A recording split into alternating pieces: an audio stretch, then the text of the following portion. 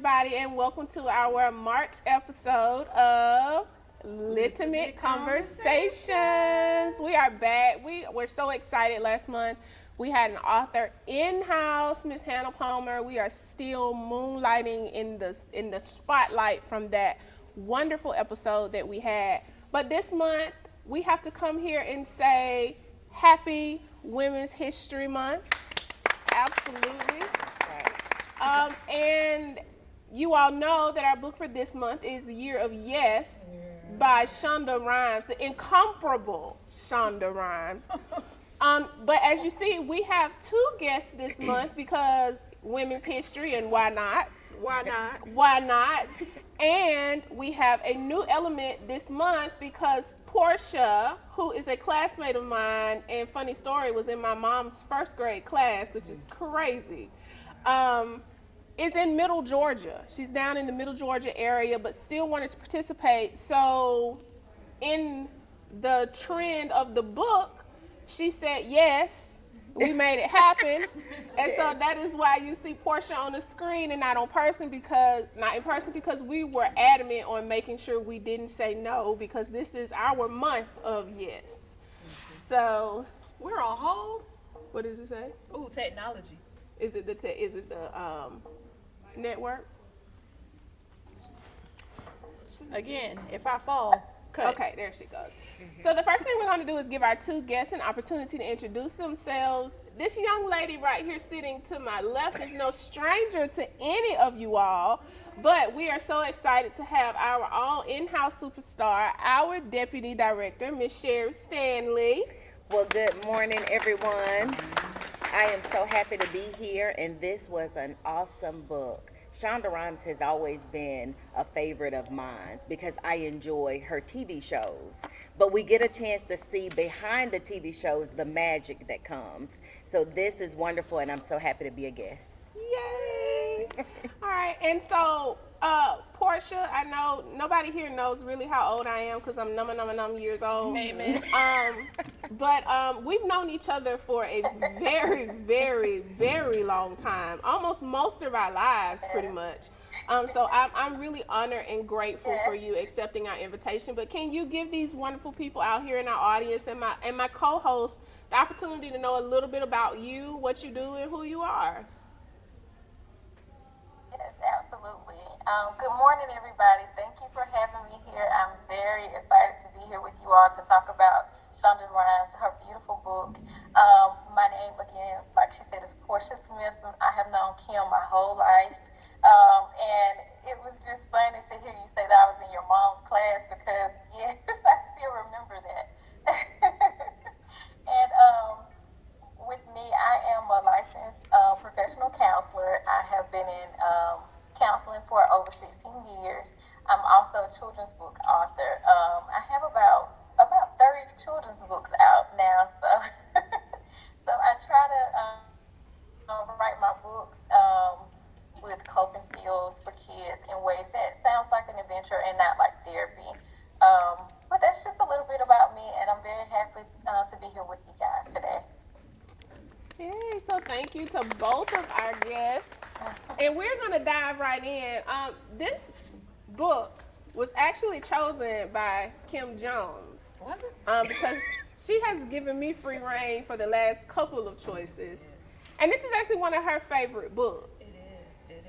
It is. Yes. But I mean, who doesn't like Shonda Rhimes? I finished watching Bridgerton the other night, by the way. I did. Did you finish? I did finish. Did you finish? Did you watch it? Portia, Did you watch Bridgerton? No, I've never watched Bridgerton. Oh, I'll catch you up later. That's right. That's right. Most definitely. And so all of us, I think everybody knows Shonda Rhimes from one of her TV shows. I mean, Scandal, How to Get Away with Murder, Bridgerton, Grey's Anatomy, which is still going. Is it not the longest running TV show at this point? Yes. Absolutely. I think The Simpsons is above it. Yeah, I think The Simpsons still holds the record. It is neck and neck with Law and Order. You can't tell me that you don't know every episode. Listen, all of us are now registered doctors. Right, that's what I was thinking. I look at it faithfully, you all. the whole Shondaland series. Yes. It is wonderful. Everybody has to live in Shondaland for a little while. At some point in your life, you have to be a resident of Shondaland. Right. Listen. If you got internal bleeding, right? It's handled. If you're gonna get away with whatever caused it, It's handled. it's handled. You have been poked. So, I mean, what? Grey's Anatomy is in what? Season 23 or 20? I think I don't it's know. in I only picked 22. up at 22? season 15 Y'all, it's because good, I'm too. young. What? Season 15. I haven't seen 1 through 15 because of my age. I was too young to watch it when it started. Oh. Come in. You're not. Your face. Okay. Okay. Oh my goodness. No. Okay. Okay. I thought I could. So before we get into the book, because we could talk about this, could be a whole episode on yeah. Shondaland, not even the book, because I mean she has touched lives just through TV and kind of the boundaries that she broke and the records that she's broken in TV alone. That's how we all got to know Shonda Rhimes, and this is the 10-year anniversary of the year of yes. So I guess it has now turned into the decade of yes because Shonda has not stopped. Yes. She has not She stopped. has not. Amen. Listen. So she was recently here, I think in October of 2025, and I wanted to go so bad, and tickets were sold out. And somebody called me and they said, "Hey, listen, I have 2 extra tickets. Do you want to bring your daughter?" Yes, absolutely. I'm bringing my daughter. Then the person who was supposed to go with them canceled. So guess what? My daughter got to bring her best friend. Oh, Good. wow. I walked in the building and they said Debbie Allen was here. And I started crying because you're not going to tell me Shonda Rhimes, who, by the way, Shonda, if you're listening, you're the only person in this entire world that can play with my emotions and I not be offended. Okay? It's only you. Anybody else, we're going to have a problem. But you got it. But Shonda Rhimes and Auntie Debbie was in the same building, and I love that so much. And she actually added new chapters into this 7, right? Yes. 7 new chapters So- into the 10 Into the special 10-year edition. So I had to read the new 7 chapters. So I might as well went ahead and read the whole book. I did. So, all of us here, before reading the book, what did yes or saying yes mean to you? And after reading the book, has the definition changed? So let's start with you, Portia, because you can look at it from a clinical perspective. For me, I think saying yes was kind of like difficult, like before reading the book. It actually, I had the perspective of maybe saying no to more people because I was so used to like saying yes, don't want to feel like a pushover and things like that. So my perspective was like, I should be saying no to more people. But actually, after reading her book, I really felt like I was reading a book about myself. Like the things she was saying was like, I feel this way too. So reading her book, it actually gave me great insight on why she was saying yes, and because of that fear. And I think about the fear that I have a lot of times. I have a fear with public speaking too, and just being around a big crowd of people and things like that. And when she was like, I was just going to start saying yes to everything, to put herself more out there, to try to get outside of that box, to network more, doing things like that, it really opened up my eyes to like, I may want to try my own year yes too. So that was kind of the insight that I got from it. Thank you, Portia. That's great. Yeah. All right, Sherri. And you know what? It's so funny though, because when I started this book, I said yes to everything. I don't know about that. That could be problematic. But as I started reading, and it's so funny because Portia, we have some of the similarities. I started thinking because a lot of times we say no because we're scared. And we say no out of it's out of our comfort zone. So then I said, when she empowered me, I was like, this my year of yes too. Because anytime you've been stretched, pushed to the limit, it's your year of yes. And the difference is what we see is you don't have to give up. If something happens, like when she did that TED talk, that teleprompter went down, you improvise.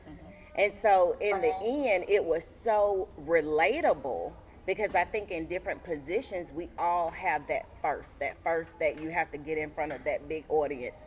Now, I started really looking at it. So when she said year of yes, I thought, baby steps, I probably wouldn't have said I signed up for a convocation for 10,000 people. Now, look, that probably would be later, but she did it.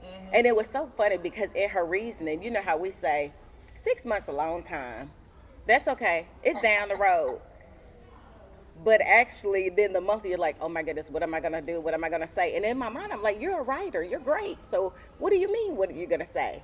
So but the year of yes to me it showed her growth, and it showed because who would think that she's this well-renowned author, writer, executive producer, and you're at home. And so, what resonated was a lot of times we feel like we're busy. And so I didn't realize, because, a lot of times you hear people with television shows and you say, are they really writing all the shows or do you have writers? But apparently they are. They're setting that foundation for everything, whether you have writers on the other end or not. So she talked about that, and you can see throughout her life she progresses. And so it means something totally different to me than when I actually looked at the book. But I said, you know what, this is my year of yes too, because she was just so empowering to me, because she's a trendsetter. And there again, it is a lot difficult if you don't recognize yourself in the audience. So a lot of times you are the first, but at the same time, everybody in your mind, you have the pressure. Everybody's counting on me. It's like I can't just be myself. I have to do it for everybody, And so this was a wonderful, yes, I'm saying yes too, because we can all do it. We can all push ourselves to the limit and be out the comfort zone. You saying yes to everything? Well, you know what? Look, wait. You never should have said that in front of her. Wait. I think for me, when I think about saying yes, I think about removing boundaries. Like for me, it means putting down my boundaries for other people, which in my head is like, no, don't ever do that. Kind of like Portia, I needed to learn how to say no more. So when I read this, I was like, okay, a year of just yes. Like, where are the boundaries? Where is your stopping point? But then I realized that it was not necessarily a yes for everybody else. It was the yes for you. It was the yes to stretching yourself, having more confidence in yourself. And it took me back to the first time I spoke at a national conference, how it took me weeks to put in the application because I was like, I can't do this. My proposal's gonna get denied. And I tried to find every reason not to want to do this, but I had a story to tell, and I knew that my experience would help other people. But I literally sat on the application for 3 weeks before I hit submit because I tried my hardest to tell myself that I couldn't do it. And it took me back to that moment about how sometimes you put so much energy into trying to convince yourself not to, when all you just need to do is take the leap. And if I had not taken that leap, I would not have gotten that approval, and I would not have made some of the networking that I've done. Now, can I do a yes? I am not as mature as y'all. Absolutely not. A year of yes is never going to be on my calendar. However, no ma'am.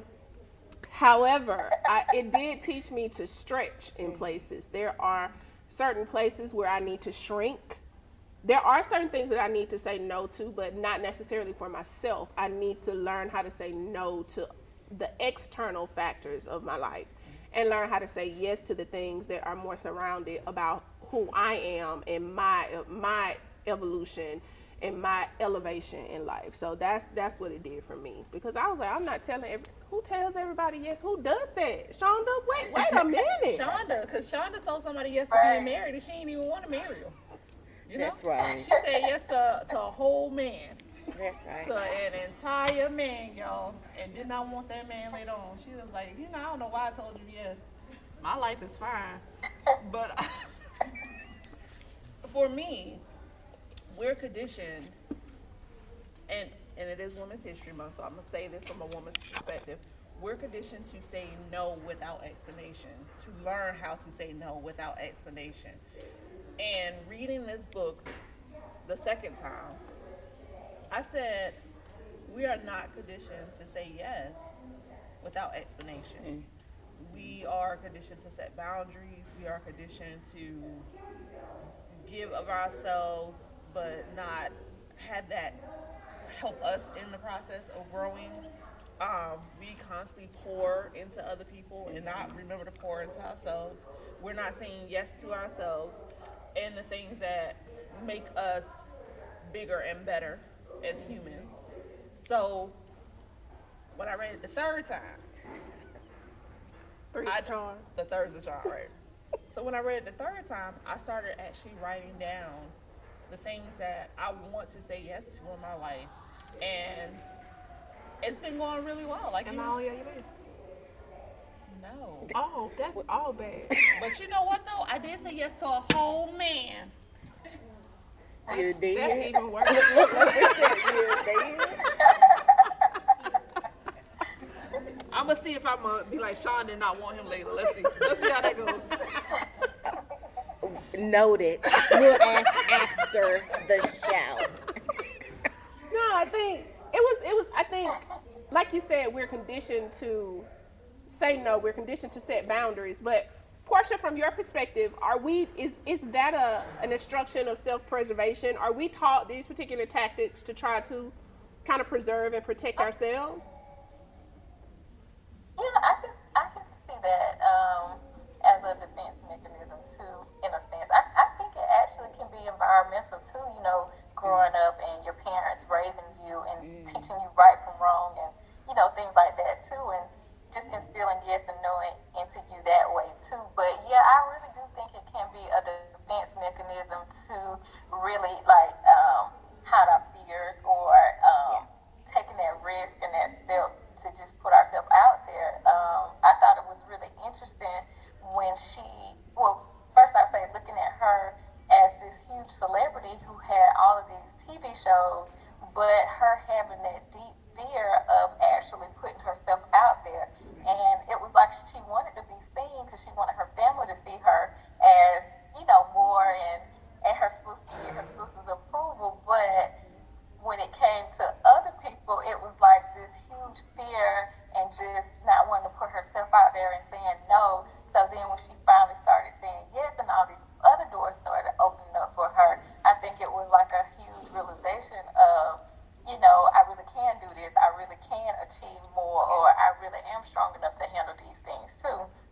So I really do think it's more so like, it's just like walls and the defense mechanisms that we sometimes put up for ourselves and the different boundaries that we put to kind of protect ourselves and our feelings too.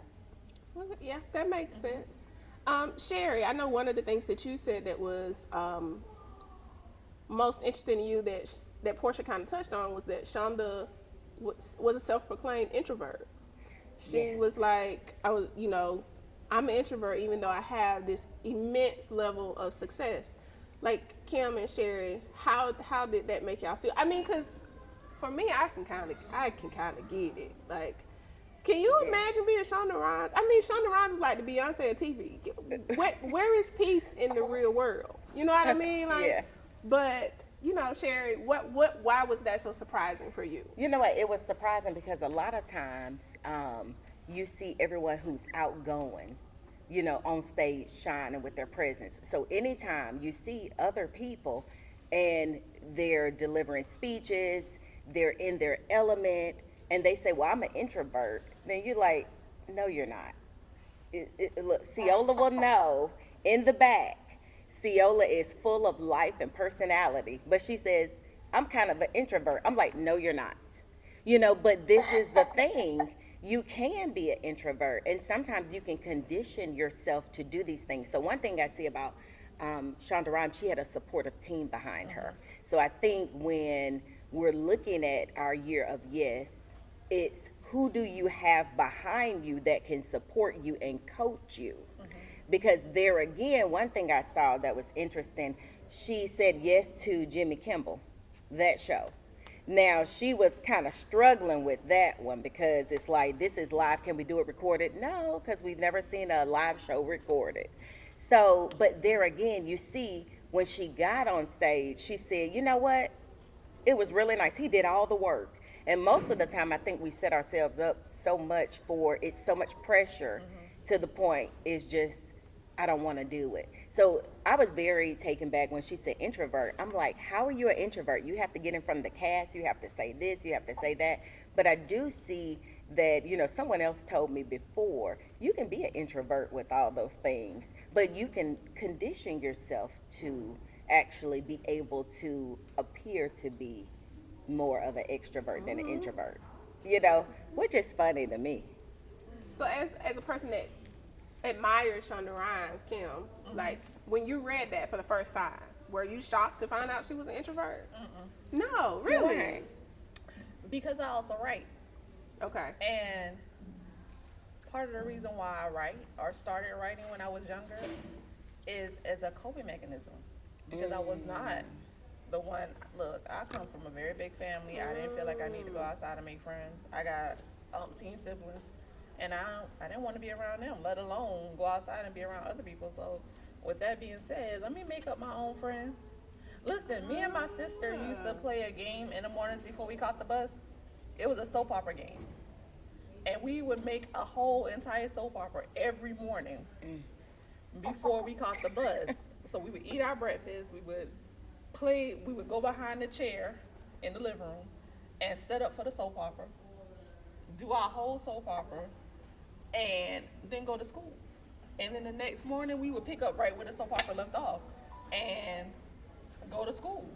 Because I was making up characters and I was telling her, okay, do this, do this, do this. I was making up characters and she was playing my characters in real life to help accommodate my... Looking back on it, I might need to go to ED. I was gonna say, you really kind of asked yourself, because I grew up in the era of the stories, and yeah. Oh, so, I did. Yeah, Listen. we grew up in the age of the stories. Were you an ABC soap opera or CBS soap opera? CBS. I had to watch it. Oh no, we were all my children. One like to live in General Hospital. Now I heard General Hospital's still a thing now. General Hospital, listen. I was young and the restless. Um, But this is one But thing. now we did, but you know when Young and the Restless came on at 12:30. Yes, my it children did. came on at 1 o'clock, so you could switch back and forth. That's how my grandma had 2 TVs. I'm sorry, I don't remember Oh, time I'm sorry. slots. I'm sorry. She's so young. Look, but you know what? But it's so interesting because you say that, but that's what Shonda said in the book. She used to go in the pantry, and then you just have your own little make-believe world. But it's wonderful when parents encourage that. You know how sometimes, you know, just life, you know, people say, get out of that pantry, you're messing up everything.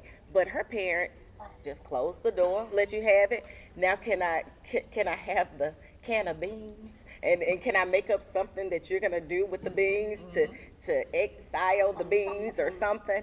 So when you look at it, this is the foundation of how everyone starts to imagine. And this is what she had, her process was.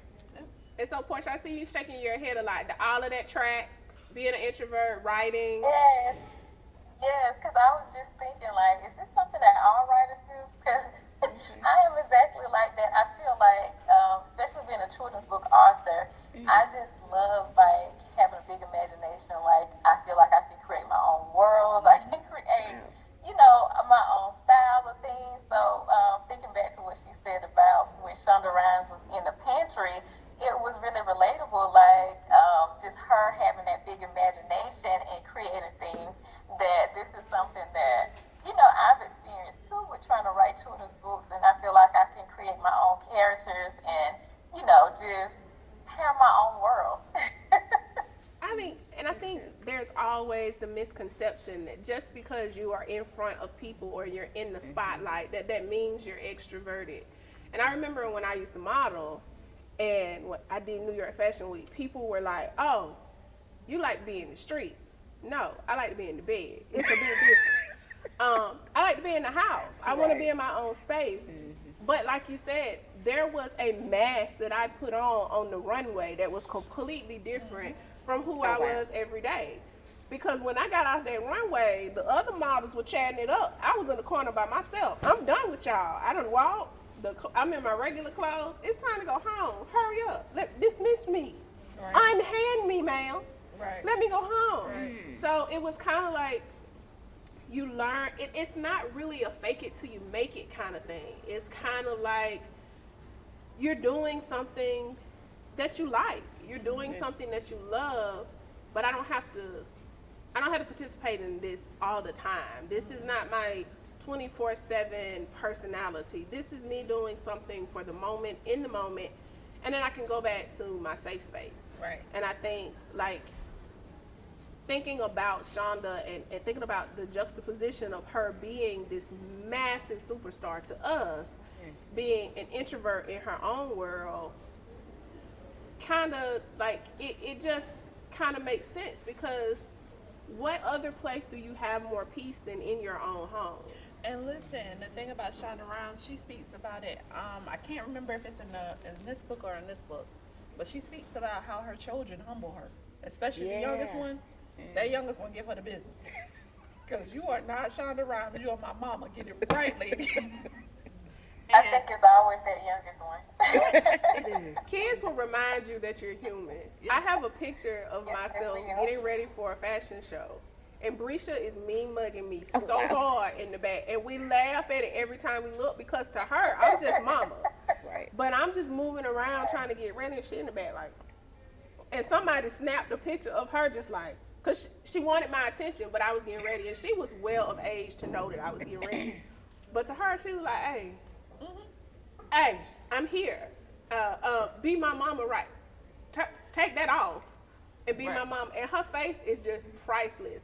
I can't even describe how scrunched up. I've never seen her make that face before ever in life. It's always behind your back. It was always behind my back. She was so upset with me, but children will humble you. They will remind you that you might be the boss at work, but at home, I'm the boss.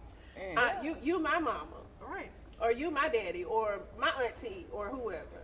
Well, I have a question though, because you were saying you were on New York Fashion Week runway, all of this stuff. How did you cope? Did you have a supportive team? Like, you can do it, Kimberly, you can do it, because it takes a lot to get in front of audiences. You know what I mean? And through her journey, we see that she's taking steps each and every time. Okay, I'm going here, I'm speaking here, now I'm speaking here, now I'm going here. So how did you have a supportive team to coach you and tell you can do it? So I will tell you, one of my biggest motivators, it's gonna sound so weird. Malaya modeled with me. So my goddaughter was modeling with me. So we went to New York. We did New York Fashion Week together. So in order for me to continue to keep her motivated, I had to keep myself motivated, because she was watching me. So she kept me on my toes. And she would let me know if I got off that runway, Auntie, your walk was off. Oh, gosh. What was wrong? Auntie, you feeling okay? You were moving a little too slow.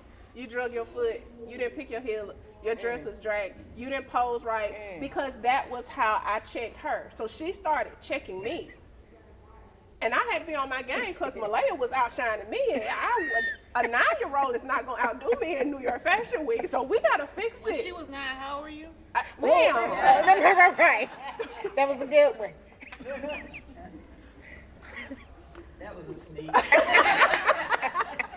But I think another thing too was, I always told myself it's less than a minute.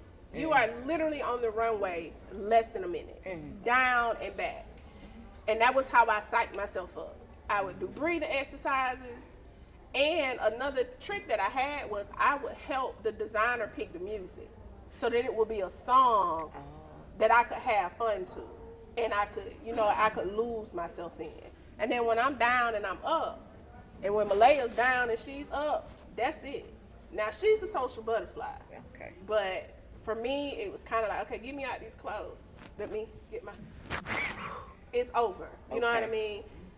It wasn't a bad stress. It was just like an adrenaline rush, because it was abnormal for who I was authentically, but it was something that I loved to do.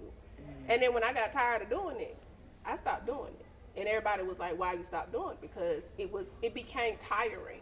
And I knew that when something I love became stressful, then it's kind of time to back away because you start to lose the love of it. It becomes work. So when modeling became work, I didn't want to do it anymore. So yeah, it was. I had to psych myself out. That's good. And then stay motivated for her. So Can you all imagine if you walked away from the thing that you love right now because it was no longer fun? I've done it. Like right I now. did it. I walked away from playing the piano because it was not fun. It stopped being fun. And I cried when I realized that I had to sit down and write my letters to get away. I remember my mama having to coach me through it because I love playing the music. And I played for churches. So, like being a person that led the service, singing, directing the choir, and realizing that I had to sit down and back away from that because it was becoming traumatizing was so painful for me. So much so when you hear me say I got rid of my keyboard, I legitimately gave my keyboard away so that I wouldn't play the piano anymore. Because it became too stressful. Sherri? I'm trying to think to myself because we all walk away from some things. One thing she mentioned and that I saw the growth in the book is your friendships. You can't take friends everywhere. Sometimes they're meant for you one season and then you progress and they're no longer meant for you. Where they say reason, season, lifetime. Is that reason, season, lifetime? Yeah. Just like her friend was asking her for money. And then she said, you know what? But we see through her progression, she starts saying no, but no to things that were not benefiting her, And so you're saying, her friend, can I borrow some money? And she said, how am I going to tell her this is my good friend? And then she just says no. Well, the friend goes off on her and expects her to apologize. Oh, okay then. But remember, they were in the habit of her doing that. So now when you say yes to self-care, you start taking care of yourself, your needs. I think one thing is we have all had to walk away from friendships that did not suit you when you kind of moved along, I would say that, and these are hurtful things because a lot of times these are the friends that you just say yes even when you should be saying no because you're not sure of their reaction. But there again, we've heard on many occasions, if they're truly your friend, they'll understand and they'll want the best for you. So, and I think there's the burden of having the friends that have been there in your transformative years, where you have kind of this unspoken obligation that you feel like you were there when I wasn't the Shonda Rhimes or the Kim Jones, or you know what I mean? Girl, like that's right. You were there before I became who the world knows. And you end up having this sense of I at least owe you something, when at the end of the day, do you really? Our friendship should be enough. You know what I mean? So Portia, what do you say about Kim's question? I've been there. I feel like I'm very spiritual, so I feel like even recently, when I to go back to what you were saying about have you ever walked away from something?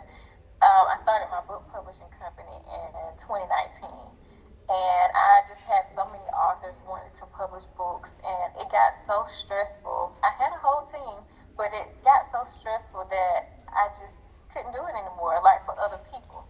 I still wanted to do my books, but I had to take a break, and I did take about 2 or 3 years from working with other people and just started back because it's like it sometimes gets to be too much, and you just have to give yourself that space and walk away. And I think recently I just went through what I call my alone era. I feel like I had to kind of, like God had to kind of separate me from friends, even though they're still good friends, but you can't, when you're in a position or you get elevated and start to do other things, sometimes everybody can't go with you because everybody's mind or spiritual sense isn't aligned with what you're doing or where God is trying to take you. So I feel like I had to go through a long era for a while, and now even I'm trying to present, I work with suicide crisis,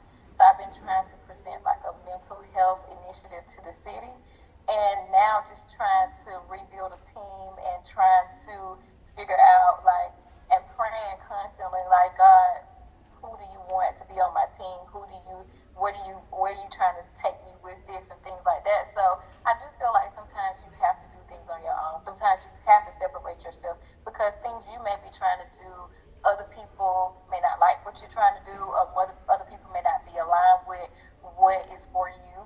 So, you know, you just have to go with your intuition, go with what your spirit is trying to tell you too. So that's just my intake on it, my perspective on that. How do you think Shonda's privilege played a role in her being able to have this year of yes? And is that different from those of us who are common folk? No, absolutely not.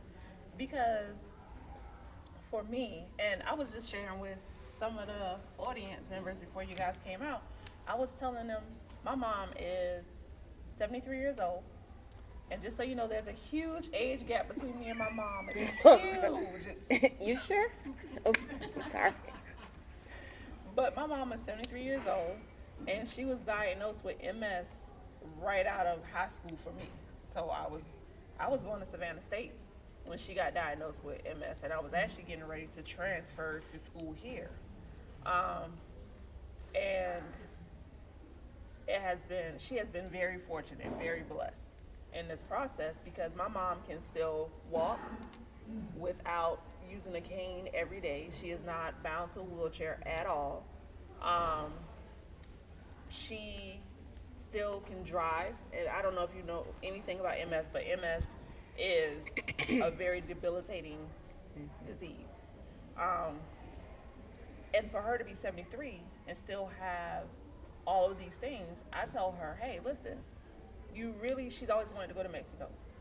She has yet to go.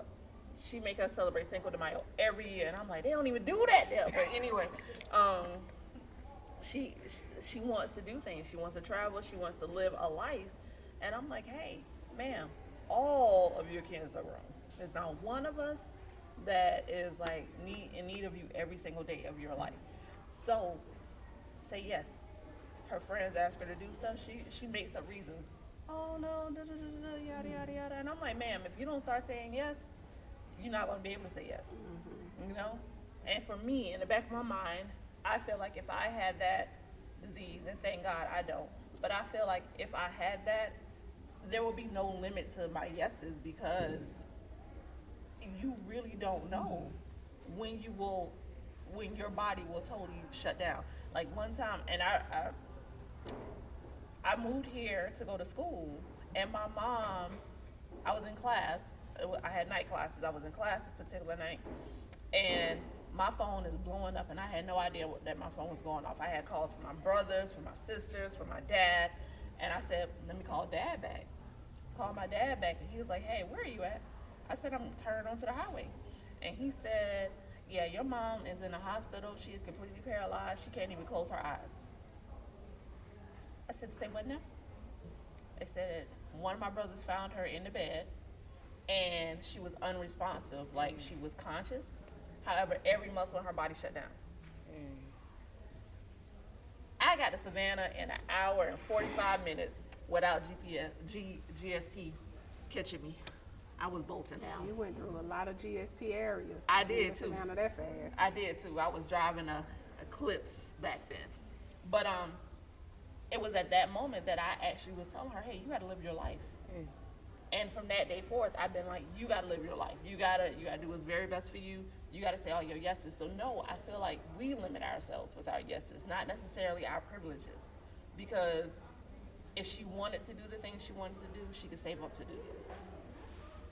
Do you think privilege played a big part in her being able to say yes, Portia? Yeah, I think so. I think with her being a celebrity, that a lot of opportunities present itself to her where she's in a position to say yes to those things, even though, you know, she had the mindset of being afraid and not wanting to put herself out there, or not liking being around a lot of people. I feel like she's still, you know, within more of a position to get, I guess you want to say, like, higher opportunities. However, I can relate to what you were saying too about going through things, and that being something that kind of creates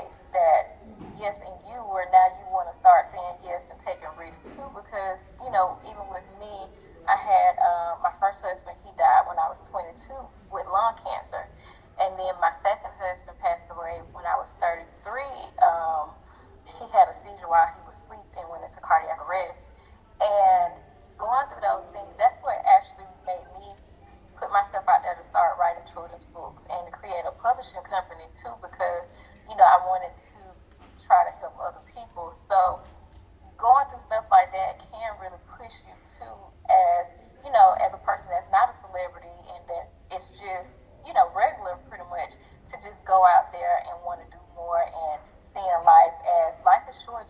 You don't know what's going to happen tomorrow. So just saying yes to things and taking those risks, because I'm not a speaker. I'm very, even right now, I'm very nervous talking to you guys. But I'm here and I'm putting myself out there, and I'm doing more things in the community. So just being able to do that and take those risks, I can see it from like a celebrity point where, yes, I feel like those opportunities are more available for her. But I can also see it from our point of view of, you know, especially if you've gone through some things and now trying to push yourself out there, because you don't know what's going to happen tomorrow. I mean, let's be honest. Growth is ghetto. It's hard. It is ratchet. Man, don't even get me It's started. all of the things. It's hard. It is like wading through shark-infested waters. Like, it is not fun at all. There's a meme that I looked at the other day that was kind of like, I'm in therapy to be a better person, and now I'm not sure if I really want to be a better person, because it's hard, right? It's the self-reflection alone, being able to pull things out of yourself. That Shonda, she used to say no to public speaking like it was a disease. Like, stay away from me. Let me put on my mask. I'm not talking to you. Because saying yes sounds cute. It sounds real cute. Yes, I'm gonna say everything. I'm gonna say yes to everything until you have to say yes, and then you like, wait a minute. It's some conditions to this yes. So you have to say yes with accountability and Yeah. follow up. Oh, yeah. Because once you have to say, when she was on that plane and she was talking about, I will poop in, excuse my language, but she was like, my body is going to shut down on this stage. It is a very real thing. And just the fear alone was just overtaking her on the plane. And I was like, they about to land this plane. She ain't gonna make it. They gonna put this plane down. They gonna escort her off, because she was on the plane freaking out and still had not finished writing her speech. So imagine going through like that level of anxiety and still having to do the job, you know? So you are absolutely right. Saying yes is Ghetto. yes. So let's talk about vulnerability, because thank you, Portia. You had a very quick moment of transparency and vulnerability. And I want to hug you for I that. know that I know those things about you, and other people don't. And I know that never gets easier to kind of share.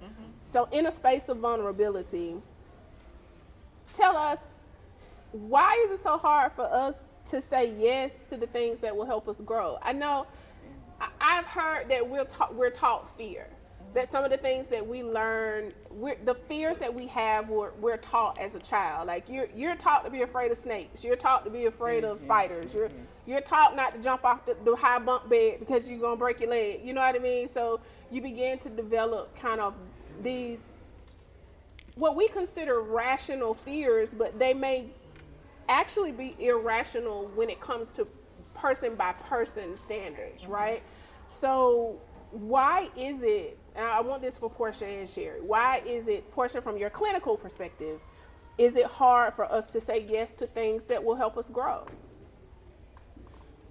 I think it's hard because that fear of someone telling you no, that fear of just putting yourself out there and taking a risk to do something.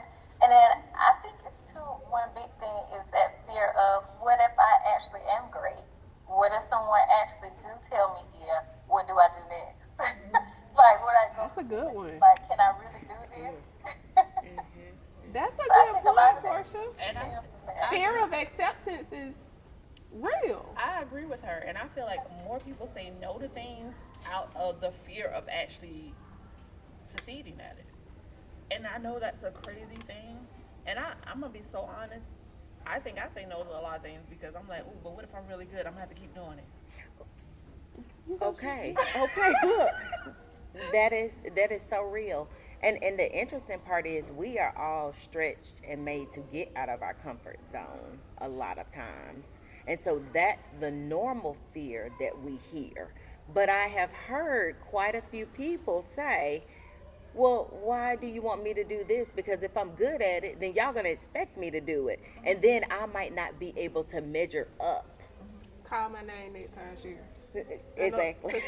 Because we had that conversation. We actually have had Yeah, that yeah. conversation. I was like, I'm not really good at that. And if I do it full time, you're gonna expect me to keep doing See? it. And And I then don't know you if I wanna feel put like myself out like that. That's right. You Yeah. feel like you have to keep doing something even more innovative to say, "Oh, I got you right there." Then it's like they're gonna expect me, but no, it's everybody's expecting you to be yourself, which is funny because just like Portia, and I commend you, Portia, just from the clinical perspective, because a lot of times we have to understand how is it that we're supposed to cope, because we do have those defense mechanisms that we put up, and you're shedding light on just different things that it seems so simple, No, but I- it's not.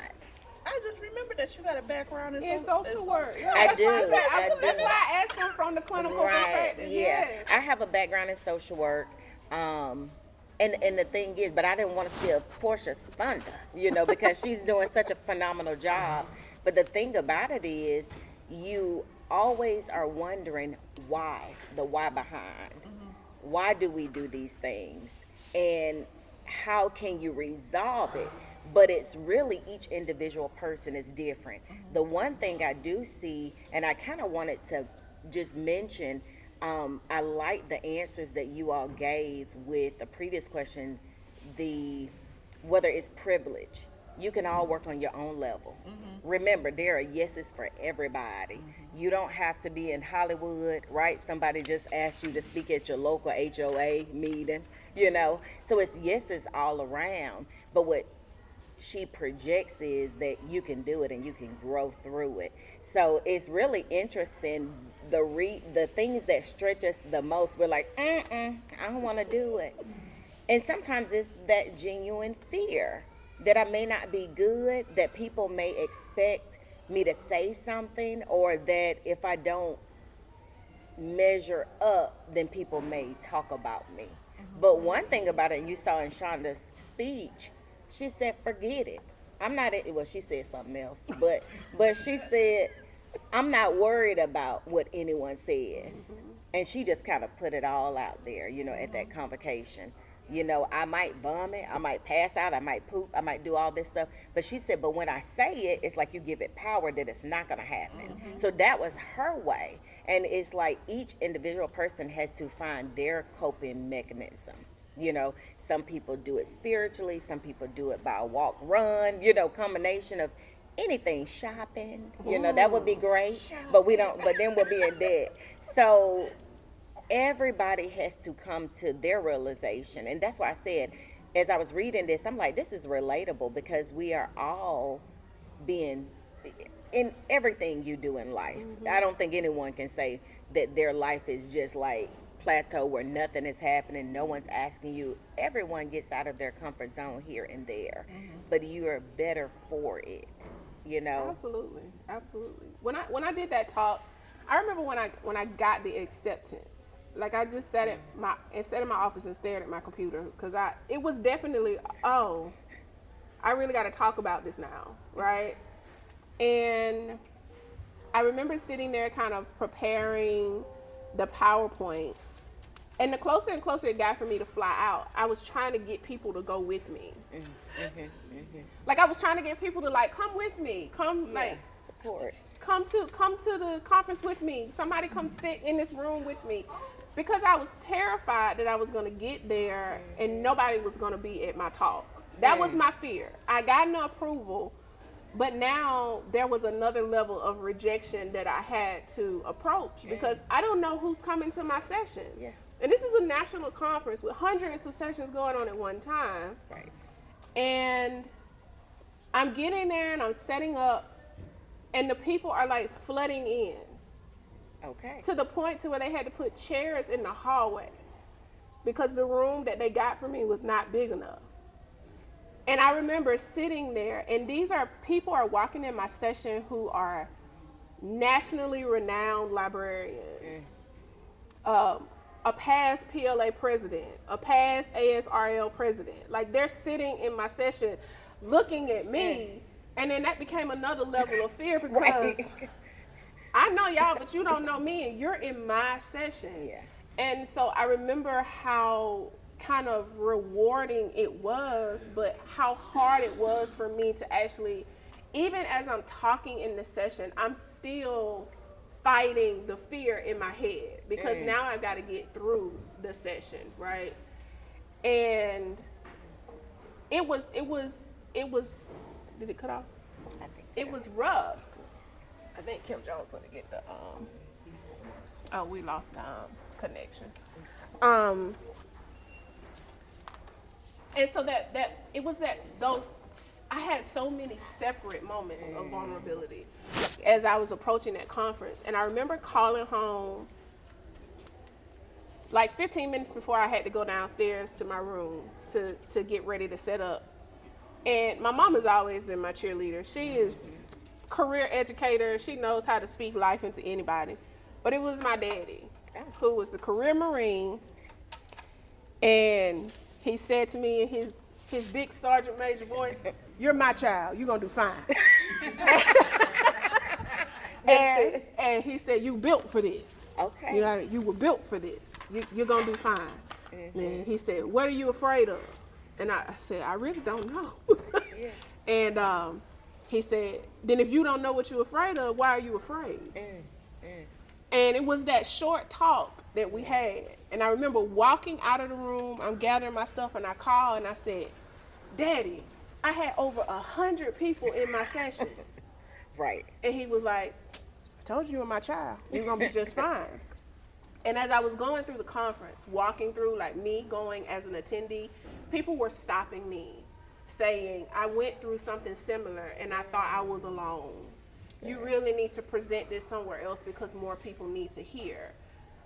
But I literally went through rejection after my own levels of rejection, time after time after time after time.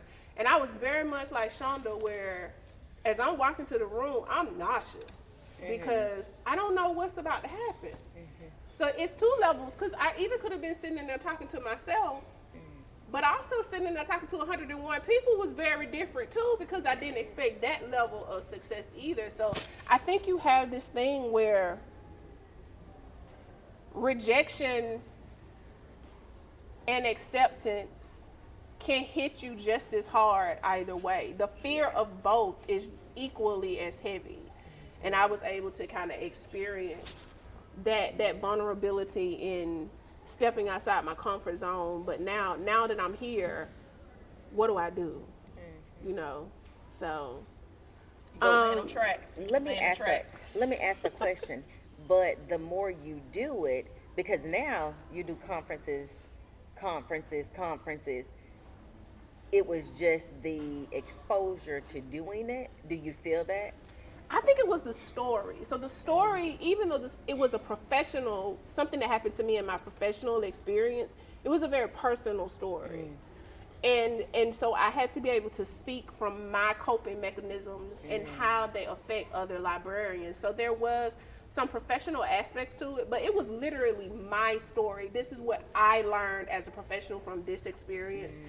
And I think it was more so, I had to be vulnerable. Like, I had to stand there, I had to keep tissue in my pocket, because I knew there were points in the talk where I was going to get teary. There were points in the talk where my voice was going to crack, because I was not far removed from this issue. I may have been 3 or 4 months removed from the issue, so it was still very fresh trauma. But here I am providing guidance on my trauma to other librarians. So there were so many separate points of vulnerability. Me going in and talking about being a manager, being a leader, coaching, library work, the things that I do every day as a manager, I can do that. And I can make it fun. You know, like when we went to the Outreach Palooza, I can do that. But this was my story.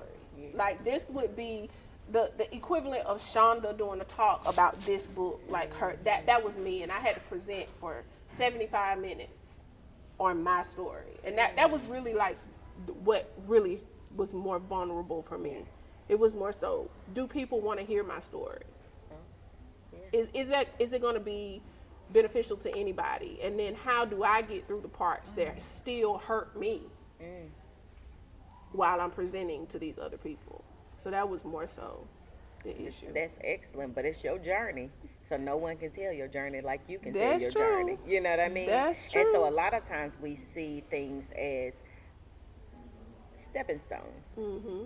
You have to provide context for your journey. And everybody's will be different, but guess what? We can all relate in some way.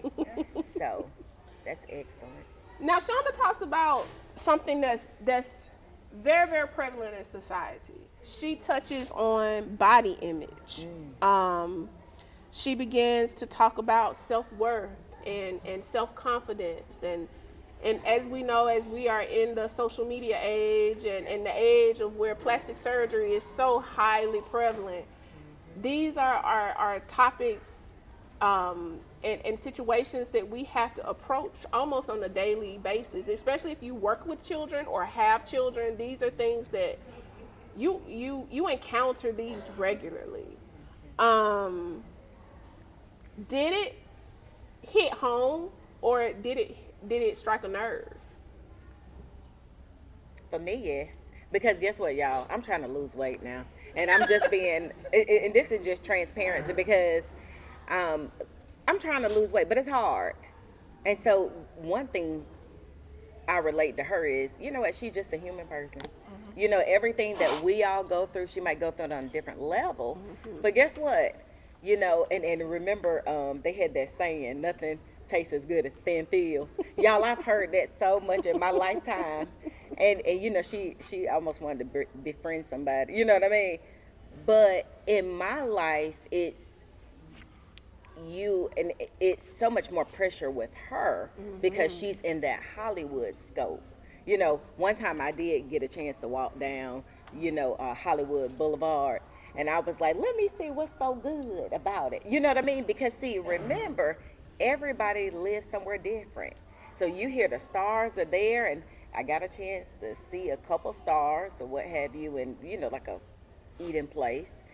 And in the end, you're like, wow.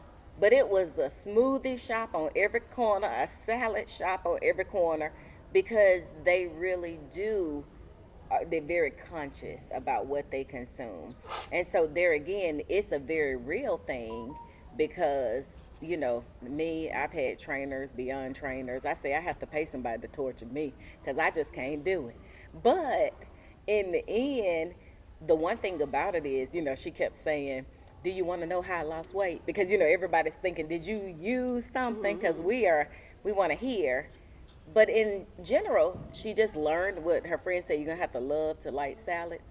And she said, but she likes salads now. So I saw this for her as a transformation. So then she started saying, you know what, I need some self-care. So I need to pamper. I need, I need to go to the spa.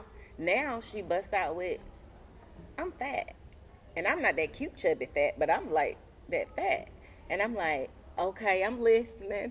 And she was like, so she did something about it, you know. And so the one thing I think is when you start appreciating yourself and you start getting empowered by the decisions that you are making, it spills over in your life across the board.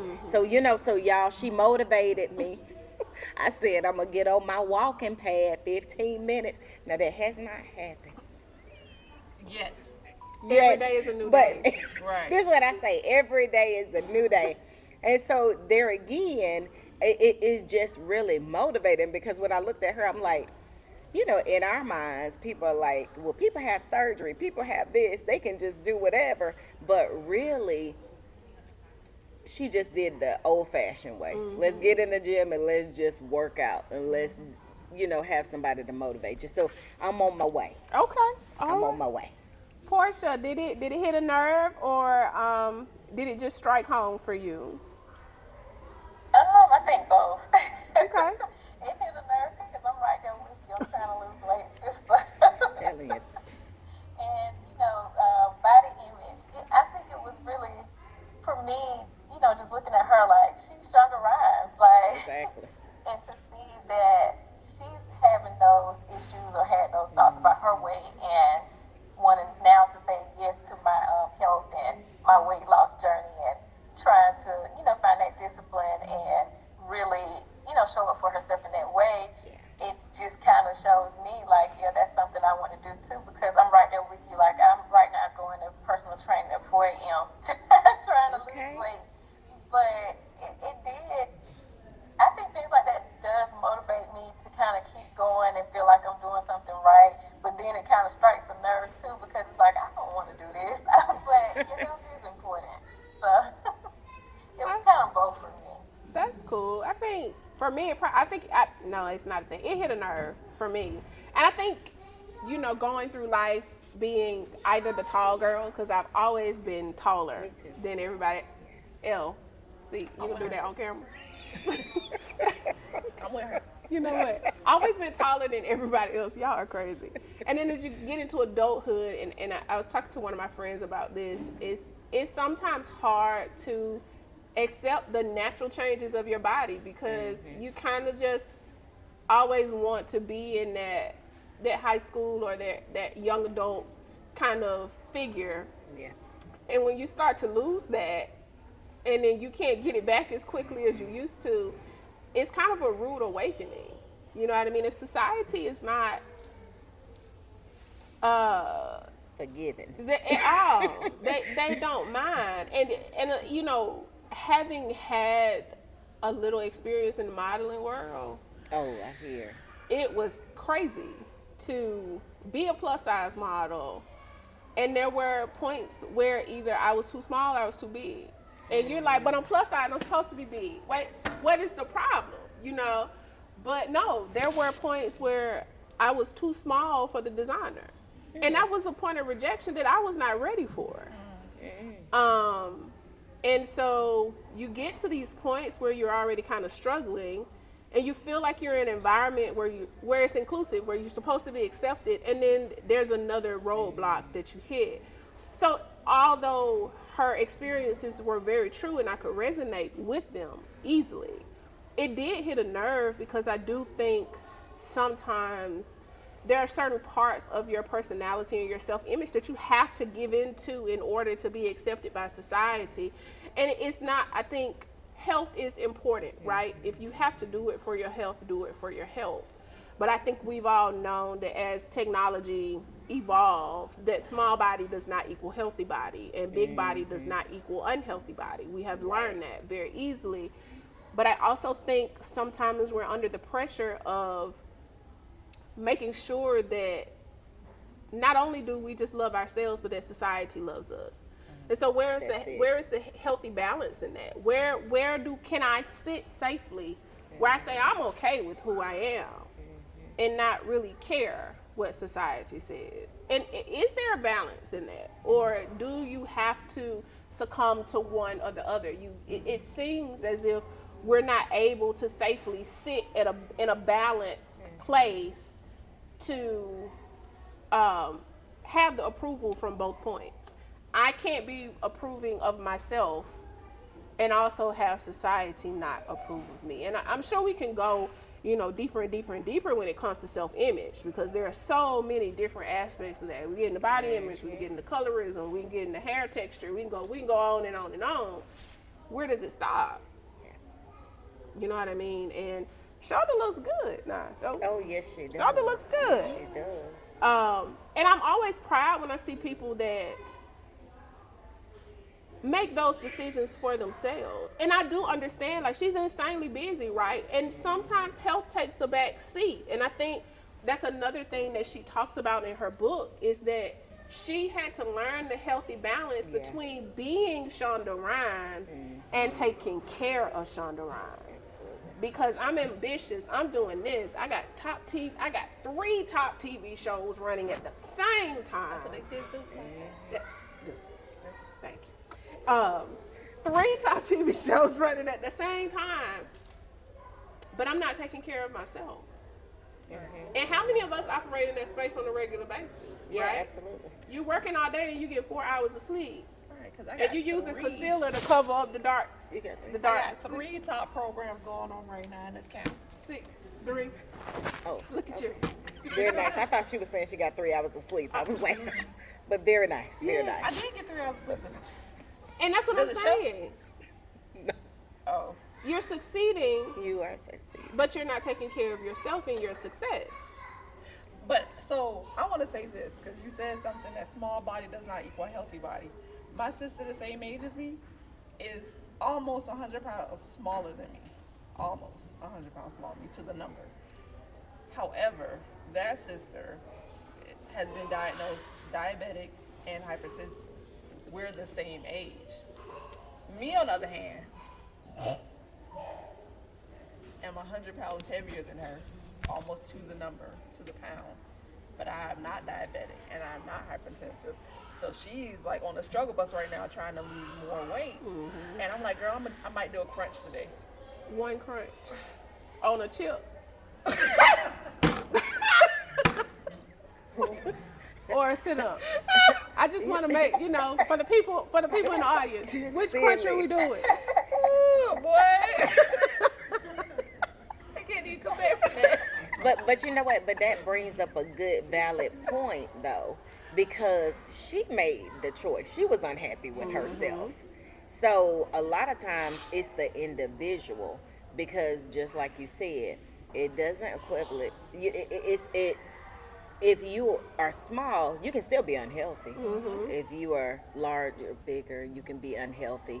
But it's really, and some people, I'm a firm believer, just with my genes, that some people you grow into being bigger later on in life, and that is just no matter how much you work out, no matter how much you eat right, and other people feel, well, you must not be taking care of yourself, but that's not always the case. And not only that, but for women, there are medical issues Yeah, exactly. that cause us to hold on to weight.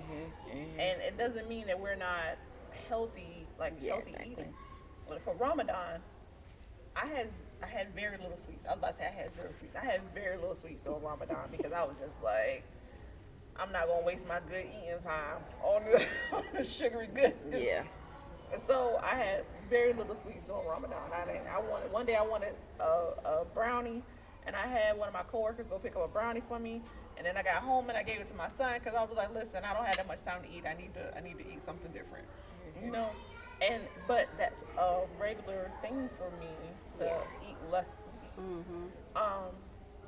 So when I look at myself, it's like, I don't have bad eating habits. That's not why I'm like this. I literally have 3 C-sections. So it's not going to be the easiest thing for me to lose weight when I'm also combating scar tissue from 3 C-sections. Yeah. But the outside person might look at me and be like, man, she must eat terrible, Yeah. No, boo. 3 C-sections, scar tissue. Yeah. I feel vindicated. Right. We deal with a lot. Yeah, and so we're sitting here, we're talking about the difference between healthy and unhealthy, and how unhealthy habits may be perceived by individuals that don't know you personally. Portia and Sherri, when does yes become unhealthy? You know what? I can jump on in. Now, this is the thing. When I think for her year of yeses, when we look at it, it was really growth within her. It was more public speaking wise for her. Yes becomes unhealthy when you are doing something against what you know is not morally right, what you would do normally. It's okay to stretch yourself, but it is not okay for other people to take advantage of you. You just saying yes to anything. You still have to look at your morals. You still have to look at your values and see if they align with what you're saying yes. And even with some of these speaking engagements, you may not feel comfortable if you hear the topic. You know what I mean? So you have to really do some soul searching as to who you are and what you want to be represented as. And if it does not align with that, I'm inclined to say no. Okay. Miss Portia? So even though it's good to put yourself out there and take those risks, but knowing when it gets to be too much for you, or knowing when that yes is compromising just yourself. Like, some things can be exhausting. Sometimes people can depend on you too much, and you have to tell them no, or you're gonna compromise like your well-being and your own wellness and things like that. I think that's a great segue, Portia. With her, you saying that now she had to learn how to intentionally say no. Would a year of no be just as powerful as a year of yes? Yes. It could be, right? You think so? Because no's set firm boundaries. And creating boundaries and safe space for yourself is a very powerful thing. That's yeah. No. No. Okay. You practiced it already? So, I know. So, Portia, this is the point in the podcast where we're going to have a little engagement from our audience. As you see, we do have a live audience. So, to my audience guests, Kim, you want to use your mic? You want to take my mic? Okay. I got 2 turntables and a microphone. Okay. To our guests, if you had to create your own year of yes, what would your personal rules be? Anybody want to take a stab? Oh, y'all don't want to say nothing. I know better than that. You know better than that. I know better than that. Nobody got nothing. Okay, Mr. Man. Hold on, let me walk around for you. That's right. I can catch him with mine. Oh, that's awesome. Let me get back in my chair. Whoa. Okay. Okay, so if I had to do a year yes, and the objectives would have to be reasonable and achievable, as you had stated. You want to know what the topic is too, because you don't want to take on something that's going to stress you out further. And I would make sure I had enough time to prepare, because without the proper time to prepare, then you're going to be stressed out further. Exactly. So, yes, take these things on to grow, but also make sure that it's reasonable and achievable. I like that. I love that. So now, for those of you in the audience, if all of a sudden you started saying yes, what would your family and friends say? How would they react? Because I'm sure we have a lot of people here that say no. My mama is a no person. She learned how to say no, and I hate I ever taught her that. So if all of a sudden you had a year of yes and nobody knew this was your intentional year of yes, how do you think your family and friends would react? Miss Mary, what you say? I said they think you're a goody two-shoes.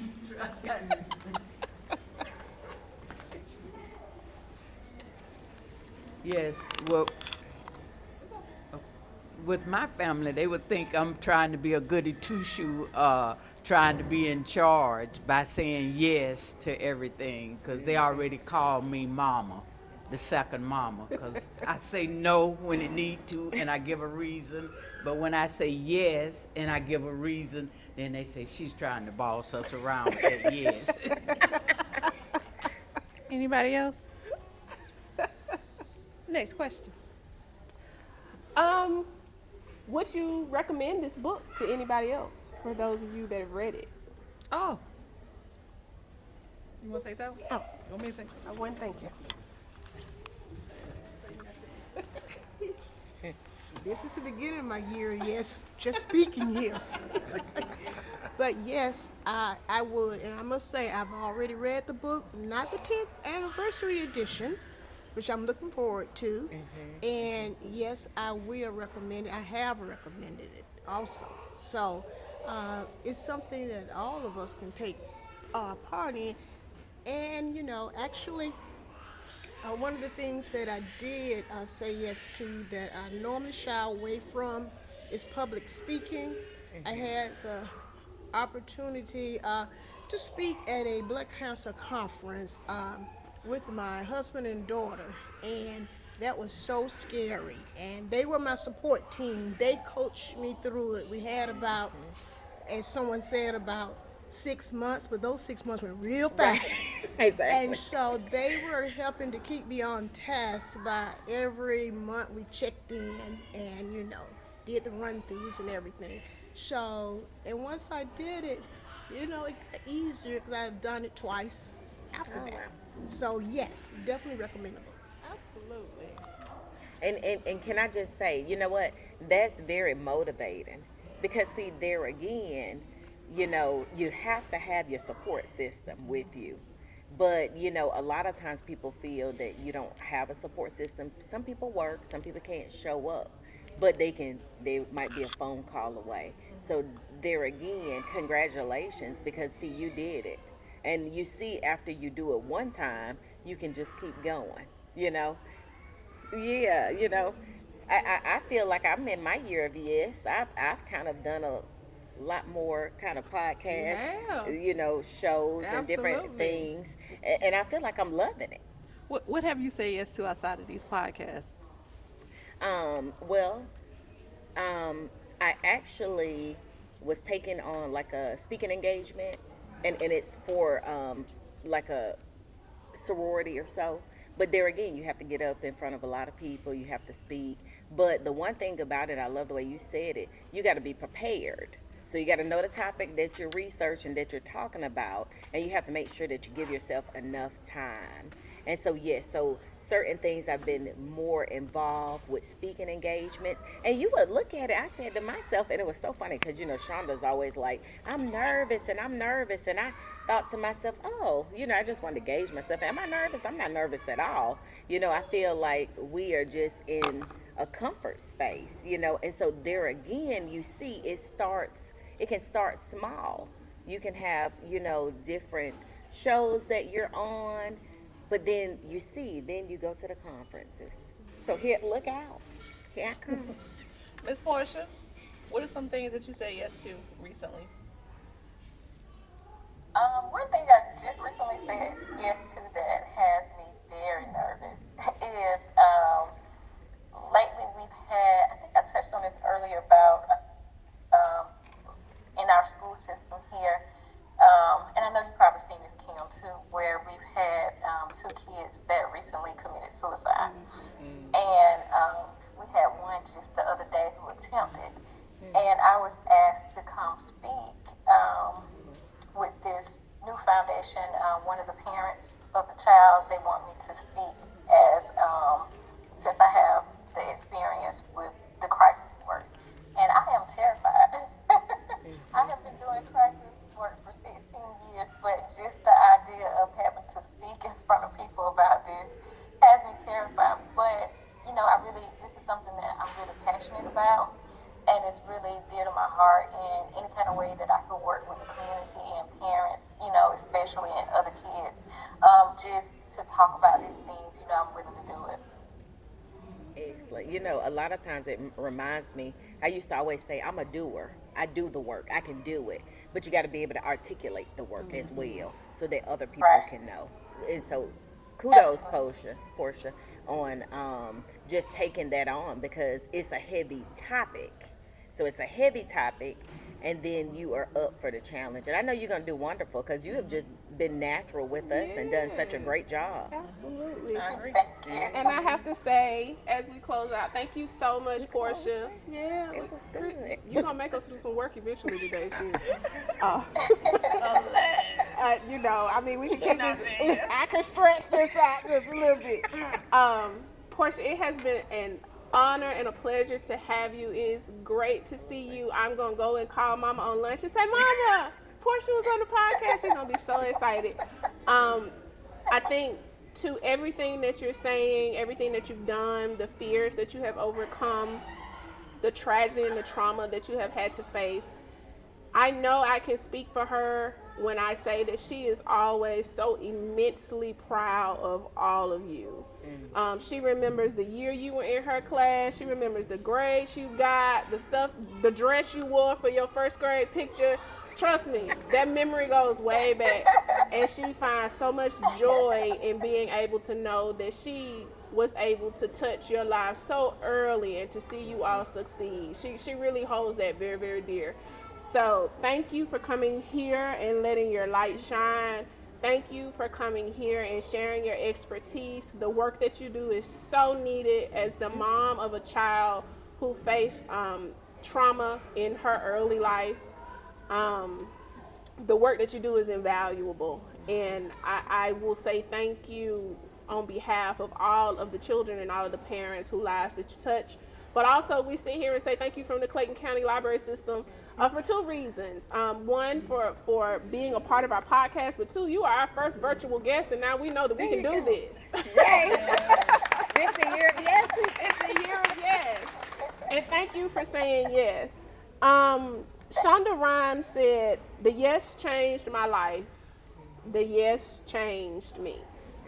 So we say to all of you watching and all of you here in our live audience, when you leave here today, when you log off of this podcast, ask yourself, what's your yes? And more importantly, be intentional about knowing what you're saying no to. And I think from Kim and I, we say, please say yes to our next episode. Oh, that's I right. don't even know what we're reading. What are we reading? I can't remember the name of the book, but I do know the guest. Wait.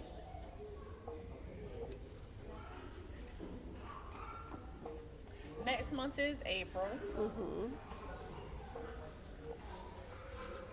I know our guest. Yeah, so we had the wonderful, wonderful pleasure of having Portia Smith and our own Deputy Director, Sherri Stanley, here for the month of March for Women's History Month. So happy Women's History Month Happy to both Women's of you History all. Month. Thank y'all. That is excellent. Next month, We we have the wonderful pleasure of having our director. Oh, okay. Yay. we will have That's Director excellent. Scott Parham here on our couch On our couch, baby. for Litimate Conversations. We get to see the dynamic switch because he gets to be the guest. We get to be the bosses and he gets to be. Uh-oh. I don't know about that. My shenanigans will not be shenanigans. I'm telling you, right? We're gonna have to slow down the shenanigans and just shenan a little bit. Just He's A used little bit. he's used to our shenanigans, right? Right, He's but we- absolutely used to you our know what? shenanigans. You're right. The Yeah. Kims is a problem. He would feel slighted if we didn't give him the full shenanigan experience think this so? month. I know so. Can you write that down? Yes, thank you. I'll take notes. Shenanigans is on the man. Say yes to my shenanigans. Go ahead, say it. We are so excited to continue Litimate Conversations. This has been a great initiative for us since we started. Last month, we were able to have our first author talk, and we are happy to tell you that within the coming months, we will be announcing another live author talk. So please keep your ears to the screens because that is coming soon. We have 2 more, right? Mm-hmm. We have 2 more scheduled for the year. We do. Listen, we are booked and busy. We out here saying yes to all kinds of We're things. saying yes to all kinds of things. And I think one of the things that is important, and Portia, you know, I spoke with you very briefly about this, but the yes for this podcast was us pitching to the director and the deputy director that we wanted to have a podcast that focused not just on the books, but the healing nature of the books. And it was because of their yes that we're allowed to sit here at these tables on a monthly basis. And so we're going to leave that with you. And until next month, we can't wait to have another Litimate Conversation with you. Bye, guys.